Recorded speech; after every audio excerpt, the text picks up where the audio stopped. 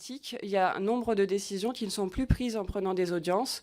Très souvent, les restrictions ou suppressions de droits de visite et d'hébergement en cas de placement peuvent se prendre sans audience. De la même manière, les décisions tenant à déléguer l'autorité parentale à l'aide sociale à l'enfance pour des actes ponctuels vont être prises souvent sans audience.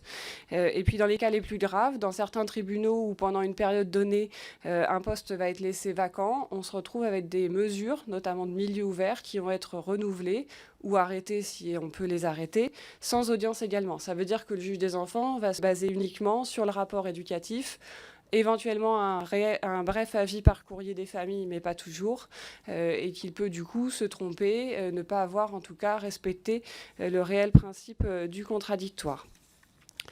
De la même manière, quand l'audience est organisée, on constate qu'il y a un manque de temps du juge des enfants quand on est obligé de passer 5-6 dossiers par matinée au lieu de 3 ou 4 dans un monde idéal, je dirais. On laisse moins de temps aux familles pour s'exprimer, on laisse moins de temps aux jeunes pour s'exprimer, on prend moins souvent le temps d'entendre les enfants séparément, et on sait bien que les enfants, ils ne disent pas du tout la même chose s'ils sont en présence de leurs parents, de leur éducateur ou seuls avec le juge des enfants.